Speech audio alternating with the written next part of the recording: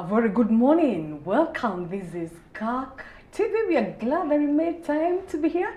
It's on a Thursday, the 23rd of July. And if it is on a Thursday, then you know what time it is. It is that hour that we bring to you your favorite program, Behind the Face. And this morning, I'm your host, Wanjiko Kamo, as usual, and I'm so delighted to do this program this morning. And today, isho imevuka mipaka na mabonde. Today, we've gone international because my guest, he's a minister of the word in the USA, Washington to be precise. He is an author, he is a motivational speaker, and he is also a veteran in the US Army. My guest, Rev.Tony Nganga. Rev. Yes. How are you? I'm good. Karibu Kenya. Asante. Hakuna matata. Hakuna matata hapa. Yes. I'm glad that you're here. Mm-hmm. You know, one thing I'm so excited about today is I know this show today will be watched internationally. Yes. Because I know your friends will be watching. Of course. In the US? Actually, not just in the US, all over the world. Yes. Canada, Qatar, in Germany, in UK, Coventry. I have great friends there. And here in Kenya, Yes. I'm sure most people are waiting for an inspiration in such a time as this. Yes. Karibu sana. Asante. I'm so glad that you made time. I know your schedule is a bit tight. I know you have a lot to do around. Yes. And I know sort of the time is limited, but the fact that you found time to be here this morning, I'm truly humbled. I thank God even for the invitation to be here at Kak TV. This is my first time, and this show has been an inspiration to many people, including myself and most of my friends. And I can't wait to be part of this greatness and this success journey. And I really appreciate for hosting this show. It is an honor and a privilege, and I don't take it for granted. And I believe that today might be a day someone might awaken the sleeping giant within their lives. Wow, I like that. Oh, wow, yes, that's a powerful start. And just to God. let you know, we are live on all our social media pages, so you can share this live and just let us allow us to reach out to more people. So share it out, and we'll be glad to do this together. And as well, if you have a comment, if you have a question to my guest, feel free, and I'll give you a shout out. Rev, you teach the word. You're a minister of the word. Yes, I teach the word. Yes, and I know you know the word pretty well. Of course I do, because because as a minister, you teaching the word, so you know the word. Yeah, one thing about myself is I identify with a minister of the word. That is very true. Pastoral calling. God has called me to be a minister of the word before I become anything else in my life. And that is why I have really sharpened my wits and skills by going to school. You know, Apostle Paul told Timothy, study to show thyself approved as a workmanship who doesn't need to be ashamed, dividing. Actually, the Bible says dividing the word of God truthfully. So, and I think that is where we need to be, and you need to focus on that, where you need to preach the word in season and out of season, and not just preaching out of passion, but making sure that you give yourself the best when you're doing the exegesis of the word. And when I realized that, that's why I went to Beulah Heights University in the US to study theology. And actually I did very well. I graduated with honors. And I had a class to do with hermeneutics. Hermeneutics is the science of preaching. There's also the homiletics. Homiletics is the art of preaching. I made sure that I excelled in all those areas. And you know, God wants us to excel because our God is a God of excellence. Yeah. True. So word tunaihama vizuri.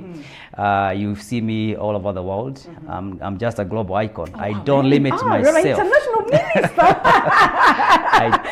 I don't limit myself within the four walls of the church. You find me in high schools, you find me in PCMF, you find me in other countries, you find me in YouTube, you find me writing the books. Wow, and you're also such an inspiration. One Bible character that you relate with so well, you're like, man, that's me right there. When you look at your story, you look at your journey, you're like, that looks like me. Of course, I see David. This was a man who was full of charisma and strength and vigor. When I go to the Old Testament, we call it the Hebrew canon. You'll see that David was a man you cannot ignore in the Old Testament.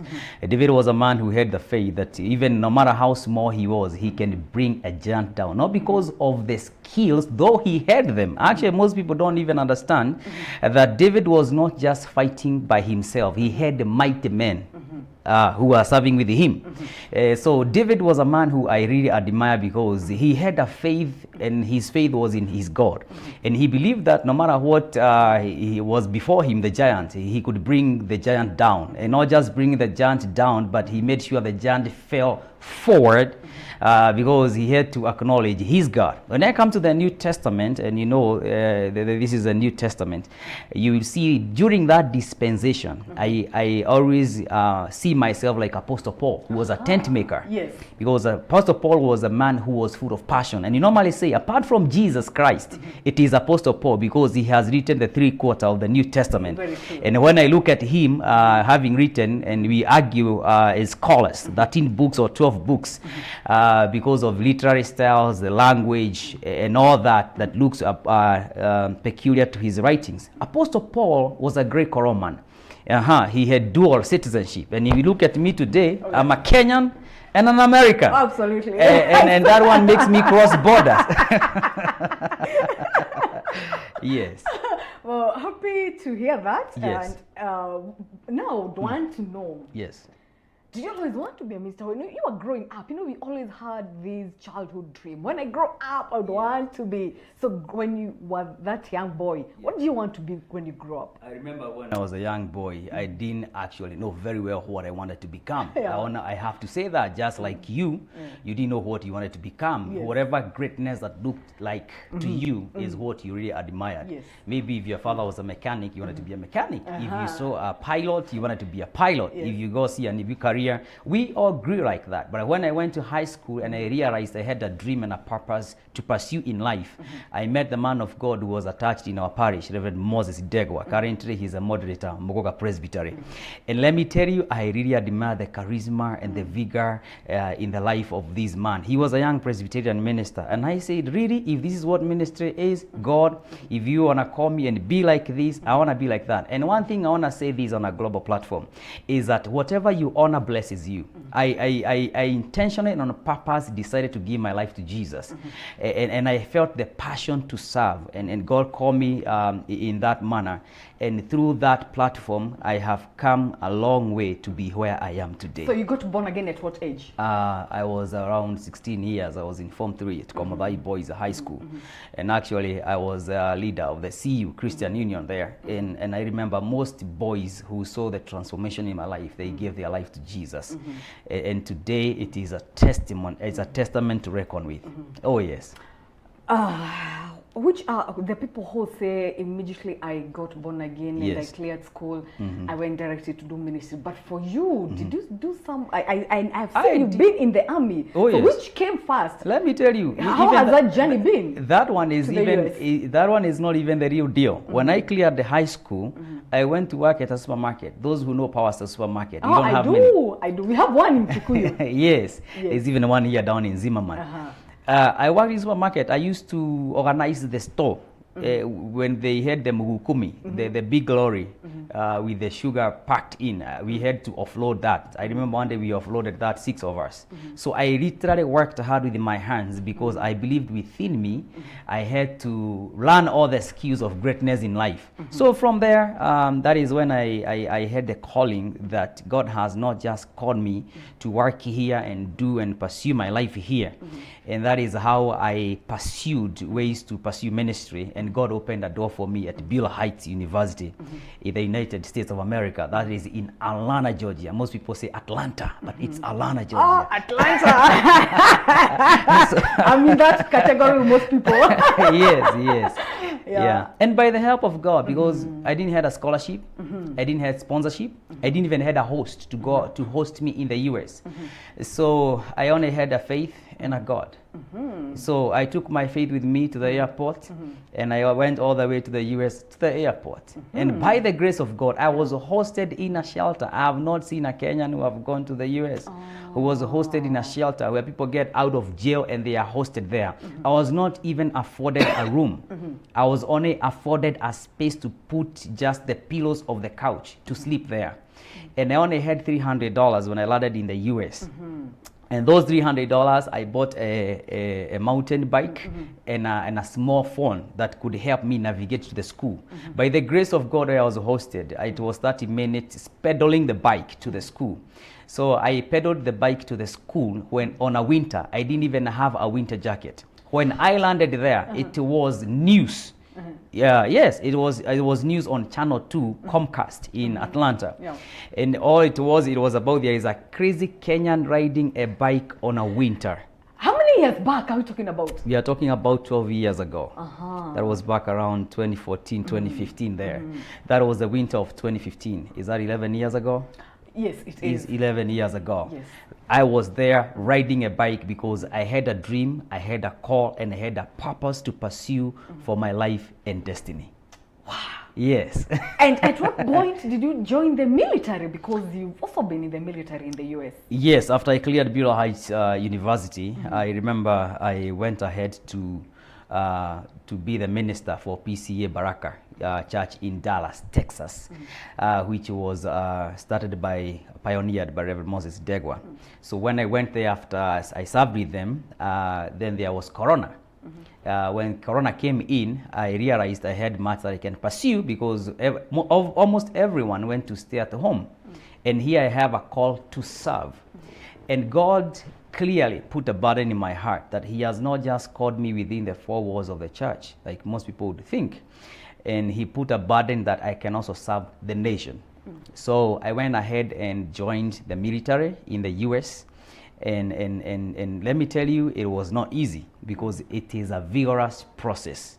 And I went through that process of recruitment, just like the way they do it all over the world, even here in Kenya. And I qualified. I joined the US military, the most elite forces in the world. Yes, because God enabled me to go through that path. And here I am today. Still in the military. Still in the military, but not active duty. I joined as active duty because I lived in different states. I went to New York, lived there for 3.5 years, relocated to Washington. Now that is where I became a veteran the last 2 years. What drives you in life, having gotten to that point and being where you are? What drives me in life is purpose. Yeah, when the purpose of a thing is not known, abuse is inevitable. If you know your purpose in life, you will wake up early, no one will ever wake you up. When you know your purpose in life, you will wake up motivated to pursue that purpose. You will feel that you have a calling and a goal to pursue each and every day. So when I know I have a purpose to write books and inspire nations and inspire lives, I can't just be like anyone else. I have to do things in an extraordinary manner because I have all these skills within me. Purpose drives me. Number two, call. The call of God in my life, it drives me. Other people are standing because I'm standing. So I cannot give up in life because I know the call in my life, it is to inspire other people to become what God has called them to become. And how would you define your leadership style? What kind of a leader are you? I believe I'm a servant leader because if you look at the word pastor in Greek, it is a transliteration to the English word a servant, someone who serves in a hotel, someone who serves on the tables. That is what the word pastor means. So, and I believe the calling to serve, I'm a servant to serve others. And one of the great leaders we have here in Kenya, and I think I met him this morning, is our DSG, Reverend Bai. He is a servant leader. I went somewhere with him and he served me. And I was like, no. And he was like, I will serve you. So being a servant leader is, I think that's what defines what I am today. Wow, we take a short break. My guest this morning, Reverend Anthony Nganga, he is a minister of the word in the United States of America, that is Washington. How is the weather there right now? Right now it's a little bit warm. You can show it some of us who are on this end. It was a good transition for me. It's the same as it is here right now. It is hot. And what do you miss most when you're in the US? When I'm in the US, I miss nyama choma. I had a lot of that and kachubali. I thought nyama choma is available in the US, but not the quality like we have in Kenya. Oh yes, the meat here is the good one. And actually I like even going to East Lee, and there is a way they cook their meat. The goat, the kachoma, kachubali, nini. The food here is awesome. The Kenyan taste, yes, is what I miss. What about the social life out there? The social In the life US in the compared to US, here. it is not like here because life there is indoors and life here is outdoor. Like this morning when I was driving here, there were a lot of people. In America, you don't see anyone. You only see cars. So there is much interaction here, back and forth. But in the US, social life is not as good as you can say here. You build your own circle. You can build a small circle. You can reach out to other people, and you can only do that through the events they do on the weekends. But here, you can create as many friends as you can because life here is outdoor. Yeah. Well, hold it there, Rev. We'll Yes. take a short break again. The program that is on air, Yeah. Behind the Face. And my guest this morning, Rev.Tony Nganga, he's a minister of the word in the U.S., in Washington to be precise. He's an author, he's a motivational speaker as well, and he's a U.S. Army veteran, and he's here to share with us how his journey in leadership has been up to this point. And don't go away. Stay tuned. We'll be back in a few.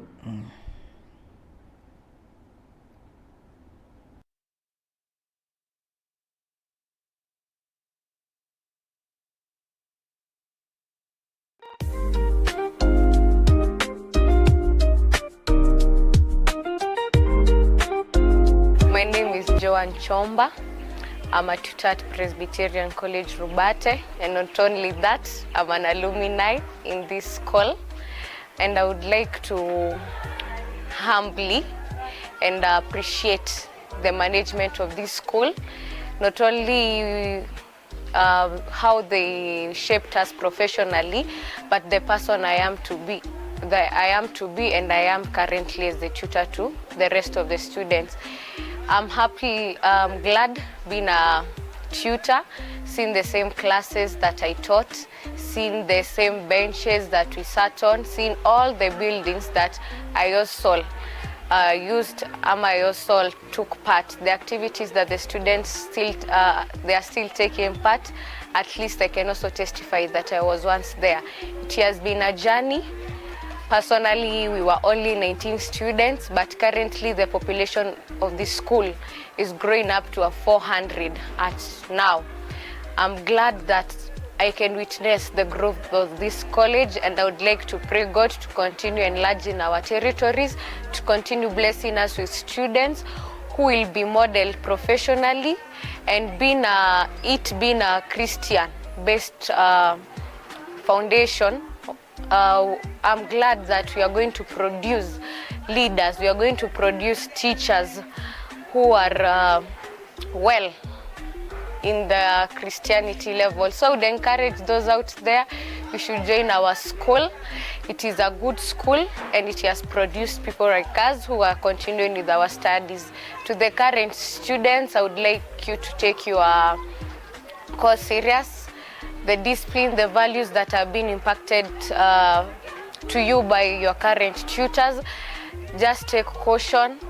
And this life is so enjoyable. The memories that we have created that's everything that we're also doing right now, eating mangoes, going to our rivers to swim. Those are some memorable moments still that you'll also remember. So as you enjoy your college life, just take your studies seriously.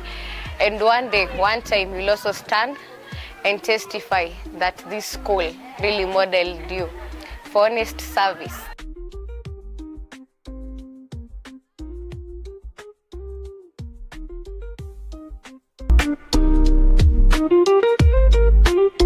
Welcome to Mono Safaris Tours and Travel, where you discover hidden gems with our exclusive low-season tours.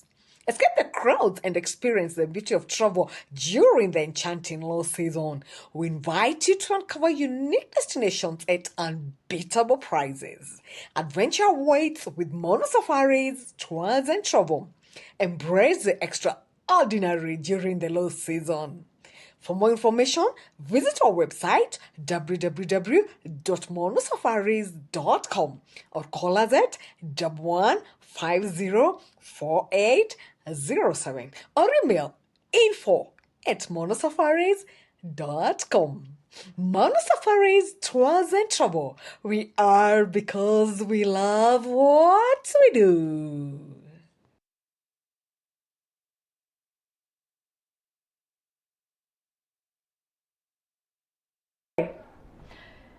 Welcome back. The show that is on here behind the face this morning, being on the 23rd of July here at CAC TV, and we are glad that you made time to be here. We are glad that you chose CAC this morning, and my guest, Rev.Tony. He's a minister of the word, he's an author, he's a motivational speaker, and also a philanthropist, right? Yeah, philanthropist, yes. Wow, how are you able to manage all these things with even 24 hours in a country that is very things are tight, unlike here back at home? What I can say, as I said before, I think it is ourselves, us, who limit ourselves. When I was growing up, someone said that the sky is the limit. But when you go to the US, we say the sky is not the limit. You are the limit. You limit what you can become. So a philanthropist is someone who helps other people pursue their dreams and achieve their goals in life. So I believe I'm a philanthropist because if I can look at you and you want to walk through a path to become, then as the word of God says, that the purposes of a man's heart are like deep waters, but a man of purpose will draw them out. So a philanthropist, that's what he does. If you come and tell me, I want to write a book, then I want to make sure that book becomes a reality, because that's a part of what I do. America is very busy because I am so many things in one person: minister, author, and I think that's a good thing for me that I do. Yeah. And how is ministry in the US? And like, you know, here we used to be in church like the whole day. Oh, yes. Is it the same thing in the US? Yes, it's not like here. People are very busy. Some people come to church this Sunday, and then the next Sunday you don't see them. So in a month they come to church twice because they have to work, because there's a big burden to pay the bills. Others have a huge burden to support people abroad, here in Kenya.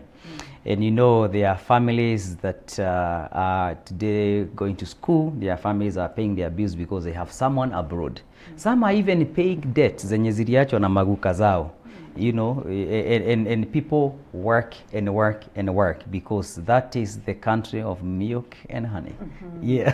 Dollars at Iziko everywhere. You know, the stories you people tell us sometimes are very interesting. You know, that's a stereotype where people believe that we harvest dollars on the trees, tuna harvest pesa huko juu ya miti. But it is not the same when you go to the US. One has to work and work and work. You have to work around the clock. The economy there is capitalistic economy. Capitalistic economy is where people come with their business ideas and you build your country. Unlike here is both republic and democratic. Anything that is done here is dependent on the policies of the government. So, and it's a great thing when you live in such a country. You cannot become what you were before. Someone said you cannot be stretched by a new experience and go back to your old dimensions. So you are stretched by an economy that has different principles to be what it is. Someone said that even America is 200 years older or ahead than Kenya. And that is when I might tell people, do not sit there and compare Kenya and US. Kenya is just like a state. Where I lived in Texas, you'll see even Texas is bigger than Kenya. So that means even a state is like a country here. So these are 50 states. They have one president. They are running on a multi-billion-dollar economy. So this is a 24-hour system. Some people work at night, others work during the day. And most opportunities for work in the US, it is at night. And we have our people who work very hard. And I think Kenya needs to start praying for people abroad. Those who are in Qatar, not just US, those who are in Germany, and those who are US, that God would give them two things. Number one, opportunities for more money. Agenda number two, more money, because they keep saying more money. So it's more money, more money, more money. Yes, and number two, we need to be praying for them for good health. Because if someone is not in good health, they cannot work and labor to support the economy that we have here in this country. And it's a great thing. Whoever is listening to me, start praying for those people who live abroad and they keep sending their money and more money here. Oh, yes. Well, let's now get into your books. You're an author. What inspired you to write books? Let me start from the end. I have quite a number of books. My guest has authored 4 books. The first one is Winning the Battle in Your Mind. That's how the battle begins.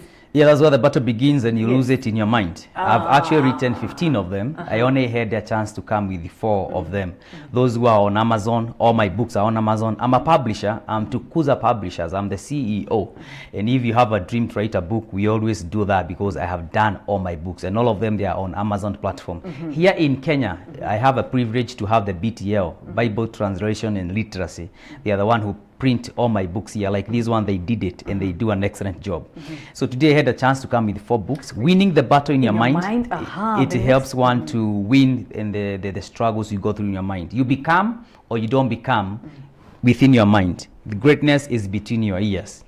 That's a powerful book, especially for a young generation who really struggle on what they want to do with their life. I heard someone saying what they fear. They fear marriage, ujimoto, na kukosa data.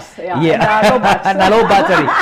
Yes, I want to tell you, I think that's a mentality. Let us not have a sovereign capacity to glorify that. You can win and lose within your mind. Don't limit yourself, and this book that's what it's all about. Wow, winning the battle in your mind. Yes. Very good for the young people. You've heard it, my viewers. And it's a book I would also recommend. The next one is The Strange Woman, The Wisdom of Legacy. Wow, what about this? That The Strange Woman. The title itself is interesting. It's amazing. The book called the Strange Woman is a very powerful book because we have women that are coming up nowadays and we can't even understand them. If you look at the divorce rate, it is very high, even here in Kenya. I want to help our young men who are about to get married, those who fear marriage, and tell you one of the reasons why you struggle to understand women is because there are characters about women that are strange. And it is a biblical principle. These women are there in the Bible as well. Women who are in the church, and even some of them, they can even speak in tongues. But behind the scenes, they can call you every demonic word they have, and you have ever heard, even other word you have never heard. They have every vocabulary of strangeness. I also want to help our young girls who are growing up and they want to serve God. They want to be godly women. This is a book that will help you identify some strangeness that you need to do away with them in your life and become a godly woman. So it is a creative masterpiece. It is a powerful book that will help a woman become a woman of God. It is a book that will help a man see some strangeness in women so that we can be able to live with these women. Wow, so recommended for people who are not yet married. Not yet married. Who are trying to get into marriage. Either the guys, the male or the female. Yes. Wow. That's a book I also need to get. Destroying Demonic Altars. That's that book. How to Break Generational Curses and Godly Covenants and Vows. That's the book. What was the inspiration? The inspiration about the Destroying Demonic Altars is because people don't understand what altars are. I was preaching at Komodai Parish on Sunday, and one of the things I said is one of the problems we are struggling with today in our communities and in our societies is altars, evil altars from our forefathers. And you find that some of us, we are not able to break the barrier to become what God has ordained and called us to become because there are altars within our lives that are still speaking, and someone did that. Gideon in Judges 6, he was told that Gideon, by the angel of the Lord, you shall become a mighty man. Or you become a mighty warrior. And Gideon, one of the things, if you read there in verse 25, he had to destroy the altars of his forefathers so that he can become what God had called and ordained him to become. Hey, I feel like I can preach. So this is a book that will help you know about altars, know the history of altars, identify godly altars, and also help you to start your own altar. Yes, it has all that teachings about altars, and it is based on biblical principles, and it's a very powerful book. Well, and finally, the Church on Purpose. Wow, I need a copy of this. The Church on Purpose. What was the inspiration? Tell us about this book as well. I know some of you who are listening to me, they have an academic background. A lot of people are asking, what is wrong with the church? You wake up with the headlines about the church. All these churches that are all over the world, there are things that people don't understand. And as I said before, when the purpose of a thing is not known, abuse is inevitable. This book is about helping people understand the church, because I love personally personally, Tony, I love the church enough to critique the church. So I have written this book to help people understand. If you look, there's a subtitle there, understanding the power, purpose, and authority of the church. And that is why even some people fight in the church, because they do not understand the power, purpose, and authority of the church. That's the book. Which other book is coming next? What do we need to look out for? Just watch this space. Yeah, watch the page. Follow me on Amazon if you type my name there, or most of my books when I put them. Actually, the other day, I did an amazing book. Like the way we have practice and procedure, the church by the name Apostolic Faith Church. I also did the Doctrines and Practices book through the Tukuza Publishers. So that's an amazing piece of work that we did. We gave them a constitution, and I think it is a blessing to them. And I believe if my hands can become, can help a church, a denomination come up with a practice and procedure and a constitution to run their denomination, then that means that those are the ways I'm looking to help other ministries. They may be online, they may be global, to become, to have a way and a good way to run and reach people for Jesus in this kingdom. Well, once again, my guest, he's the 4 books that I have with me. Destroying Demonic Altars, The Strange Woman, and Winning the Battle in Your Mind, and finally The Church on Purpose. The books are available on Amazon, Amazon, so yes. if you would want to get a copy of each of these under Amazon, and you'll be able to grab, to get a copy and just read what my guest has written. Rev, doing all these things, how do you deal with burnout? Because, I mean, you're human, being in a country that is a 24-hour economy, you're in ministry, you're working. I mean, how are you able to deal with burnout? And I'm a family man. Yes, give a shout out to your family, man. And also share with us your most memorable moments on being a father. Yes. So all my family is in the US. They in Seattle, Washington. I'm a father with many kids. The ones I live with, they are 4. I heard someone saying Kikuyu men don't count children. So what is your most memorable moment about being a father? And so one of the things is the presence of a father. A lot of people have a bad way of looking at families because they were raised the wrong way. And someone said, if the foundations are shaken, where will the righteous go? And I think one of the greatest thing about my life is I base my principles and my life on foundation of a godly and a healthy family. To answer the question about how I deal with the burnout, a lot of people deal with burnout because they lack strategic planning and they lack what we call delegation.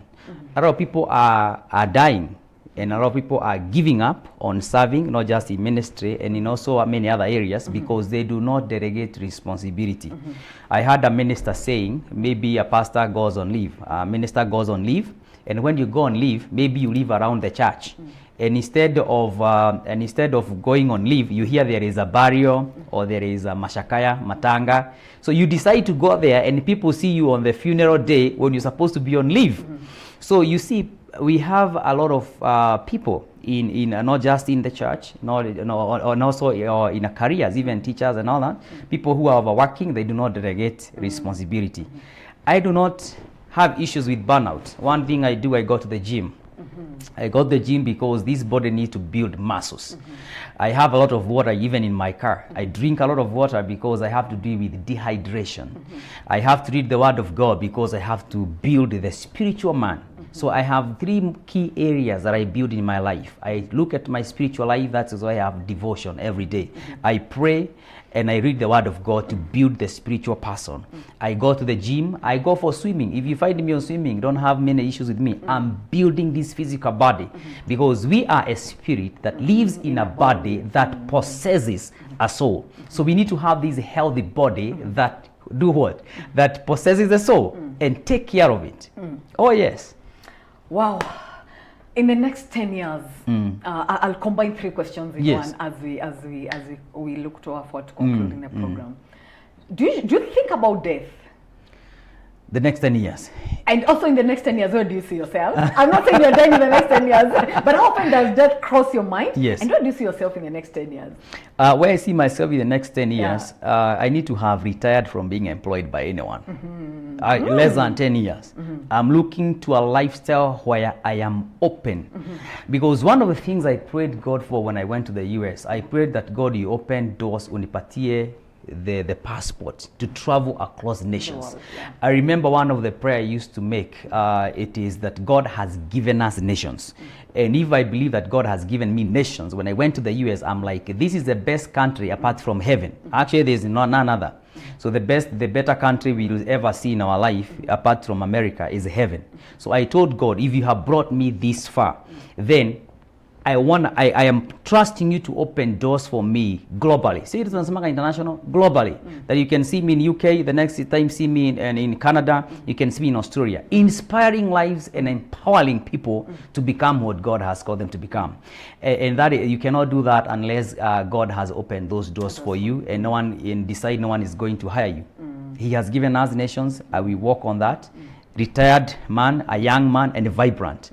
I believe we are called to break the barrier and the cycles of mentality where we believe someone has to retire when they are over 65 years of age. I believe when I'm 65 years of age, I believe I'll be something else. Before I'm 50, I need to be retired and doing something else for the kingdom and inspiring others to serve and pursue their purposes in life. Do you fear death? That was the other question. That's an. I think that one is testing my strengths and weaknesses. I do not fear to die, but I feel I'm not going very soon. That is why I take care of my body, my soul, and my spirit, because I feel that God has created me and has molded me to pursue all that I am in life. I do not fear death. The aspect of eschatological mentality does not affect my current purpose to serve God in life. I always say that God's sovereignty does not nullify human responsibility, simply because God is sovereign of taking care of our life and being merciful and protecting us from all evils and the wiles of the enemy. It does not nullify my responsibility to take care of myself and draft my path for greatness. Yes. What advice would you give to young people who are wishing or desiring to do ministry internationally?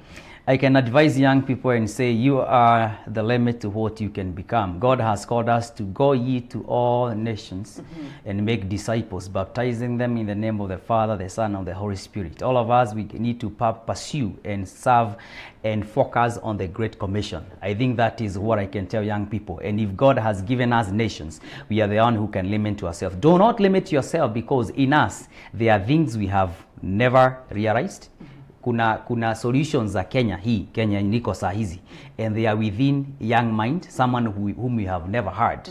There is a clause in the Constitution that no one has ever seen, no one has ever explored, and it is still within a mind out there.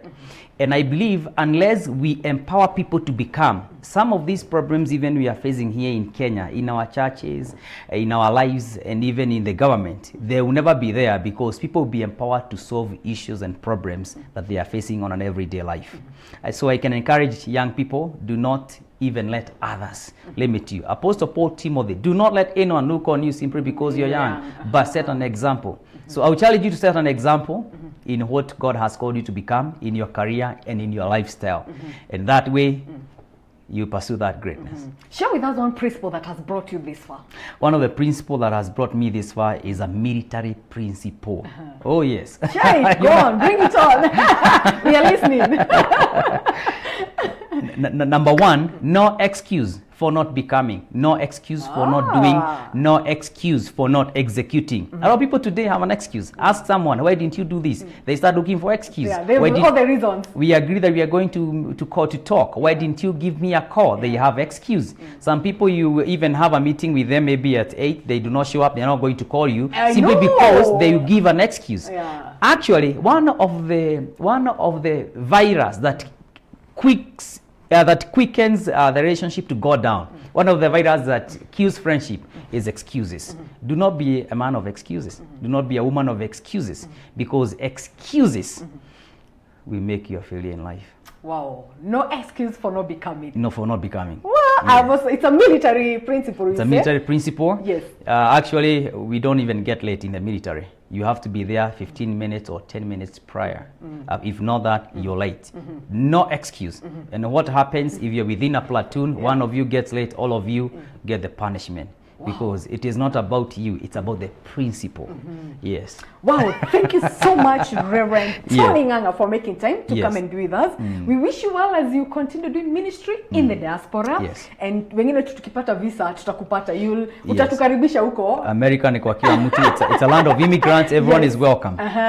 Well, thank you so much, Rev. All the best and more favor as you serve. Wow, that brings us to the end of our program this morning. My guest, Rev.Tony Nganga, he's a minister of the world in the U.S., Washington to be precise. He is an author and he has authored The Church on Purpose, Winning the Battle in Your Mind, The Strange Woman, and also Destroying Demonic Altars. And these books are available on Amazon, and he's also a U.S. Army veteran. I've been your host, Wanjiku. Come out for more guests, such shows, such programs. Keep it Kirk every Thursday, 8 to 9. Keep it Kirk and God bless.